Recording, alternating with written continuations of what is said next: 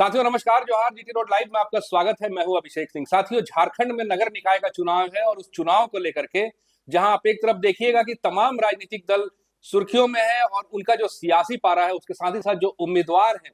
उनकी जो अभी राजनीतिक दांवपेच है अपने सीट पे किसी तरह से जीतने की या फिर किसी तरह से अपने आप को स्थापित करने की, वो चरम पे है। आप देखिए कि किस तरह से अब नामांकन का जो प्रक्रिया है वो पूरा हो गया, उसके साथ ही साथ स्क्रूटनी का दौर जारी है। इसके बाद चुनाव चिन्ह मिलना है। लेकिन अब आगे की अगर कहानी कहें तो झारखंड मुक्ति मोर्चा एक ऐसी पार्टी है जिसके बारे में शुरू में ये कहा जाता था कि गांव कस्बों में झारखंड मुक्ति मोर्चा की जो उपस्थिति है वो कहीं ज्यादा मजबूत है। लेकिन अगर शहर की बात करें, शहरी आबादी की बात करें, तो वहां पे आम धारणा ये थी कि झारखंड मुक्ति मोर्चा के बजाय और जो पार्टियां हैं जैसे कांग्रेस है और उसके साथ ही साथ भारतीय जनता पार्टी है, इनकी जो पकड़ है वो मजबूत है। लेकिन समय दर समय अब जो है वो परिस्थिति बदल गई है, हालात बदल गए हैं। वो इसलिए क्योंकि अब झारखंड मुक्ति मोर्चा जितनी मजबूत गांव में दिखाई देती थी उससे कहीं मजबूत शहर में दिखाई देती है। इसका उदाहरण आप नगर निकाय के चुनाव में देखिएगा कि किस तरह से, चाहे बात डाल्टनगंज की करें जहां से पूनम सिंह अब झारखंड मुक्ति मोर्चा का दामन थामा है, उसके साथ ही साथ आप देखिएगा कि किस तरह से कोडरमा से शालिनी गुप्ता ने भी झारखंड मुक्ति मोर्चा का दामन थाम लिया है। इसके साथ ही साथ कई पूर्व मेयर और वार्ड पार्षद भी इन्हीं कोशिशों में लगे हैं तमाम शहरी निकाय में कि किसी न किसी तरह से उन्हें झामुमो का सपोर्ट मिले, समर्थन मिले, ताकि वो है उनकी जो जीत है वो सुनिश्चित हो सके। साथियों, नगर निकाय का चुनाव तो होना ही है, लेकिन उसके साथ ही साथ आप देखिएगा कि झारखंड मुक्ति मोर्चा के सामने दो और बड़ी चुनौतियां हैं। पहली चुनौती जो है वो बंगाल में होने वाले विधानसभा चुनाव की है, वहीं दूसरी चुनौती जो है वो आसाम में होने वाले विधानसभा चुनाव की है। एक बड़ी आबादी है बंगाल में आदिवासियों की, जो लगभग 52 लाख के आसपास है, और उसमें भी बड़ी आबादी है संथाल की, संथाली आदिवासियों की, जो उसके कुल आबादी का 51% से भी ज्यादा है। वहां पे मुख्यमंत्री कितने निर्णायक साबित होते हैं, क्योंकि पिछले चुनाव में भी जब मुख्यमंत्री हेमंत सोरेन ने वहां से चुनाव लड़ने की इच्छा जताई थी तो टीएमसी के जो मुखिया हैं ममता बनर्जी के द्वारा इसका विरोध किया गया था। लेकिन तब की परिस्थिति और आज की परिस्थिति, तब का जेएमएम, आज का जेएमएम, और तब के जो हेमंत सोरेन है और आज के हेमंत सोरेन है, दोनों में बहुत फर्क है। फर्क इसलिए है साथियों क्योंकि तब जो हेमंत सोरेन का कद था और आज जो हेमंत सोरेन का कद है, इन दोनों में जमीन आसमान का फर्क है। अब जेएमएम और उसके साथ ही साथ हेमंत सोरेन न सिर्फ एक राज्य के मुखिया हैं, बल्कि वो देश में आदिवासियों के एक बड़े नेता के रूप में बनकर उभरे हैं। और उसके साथ ही साथ जितने भी आदिवासी संगठन हैं या आदिवासी नेता हैं या फिर आप कहिए कि आदिवासी लोग हैं, वो अब हेमंत सोरेन को अपना मुखिया मानते हैं, एक बड़ा नेता। उसके साथ ही साथ आप देखिएगा कि हेमंत सोरेन के प्रति उनका जो विश्वास है वो भी बहुत बड़ा है। अब आप एक तरफ जहां देखिएगा कि बंगाल में कुल 14 सीटें ऐसी है जो आरक्षित हैं और जहां आदिवासियों का एक बड़ा समूह है, वहां पे हेमंत सोरेन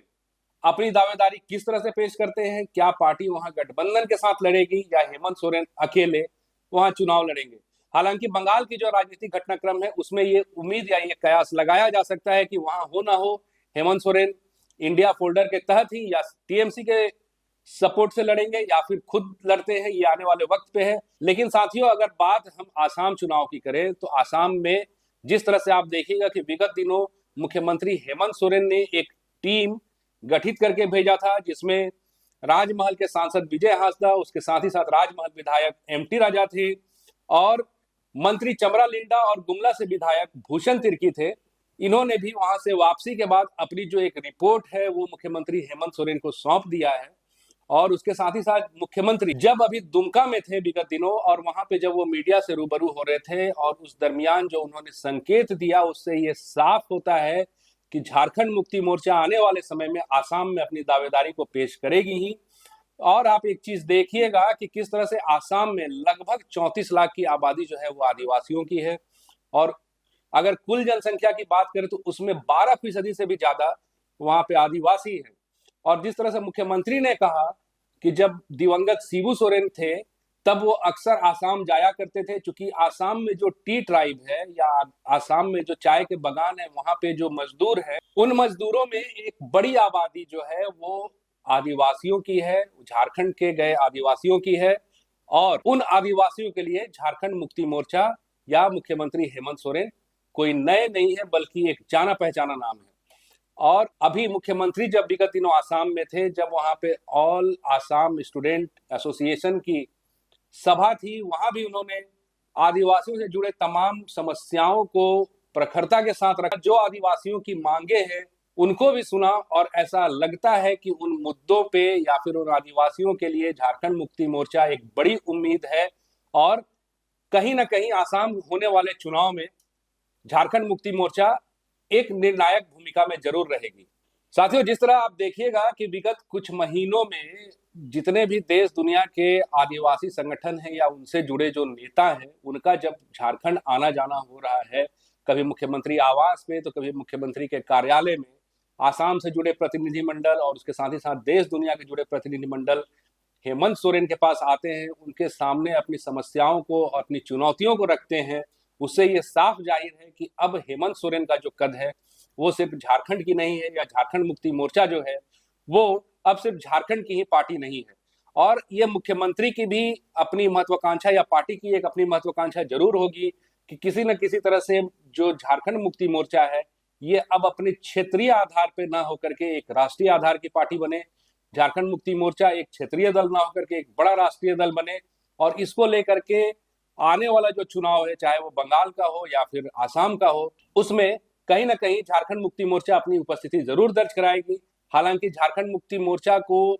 बीते दिनों के चुनाव से ये सीख जरूर मिली होगी, या फिर एक धारणा जरूर विकसित हुई होगी कि किस तरह से वहां पर जब झारखंड मुक्ति मोर्चा ने 12 सीटों पर अपनी दावेदारी को पेश की थी, तो कम से कम 2 सीटों के भी लायक ना तो राजद ने समझा था और ना ही वहां पर कांग्रेस ने ही इन मामलों को लेकर के कोई समर्थन दिया था, ना कोई सकारात्मक बातचीत रखा था। हालांकि अब आने वाले वक्त में साथियों की देखिए किस तरह से मुख्यमंत्री हेमंत सोरेन और उसके साथ ही साथ झारखंड मुक्ति मोर्चा बंगाल चुनाव में अपनी दावेदारी को पेश करती है, और उसके साथ ही साथ आसाम के चुनाव में भी कितना निर्णायक होती है, ये आने वाला वक्त बताएगा। आज के लिए साथियों बस इतना ही। जाते जाते आपसे वही आग्रह रहेगा कि अगर आपने हमारे चैनल को सब्सक्राइब नहीं किया तो जरूर कर लीजिए, हमारे वीडियो को लाइक शेयर और कमेंट जरूर कीजिए। आज्ञा दीजिए, नमस्कार, जय हिंद, जय भारत।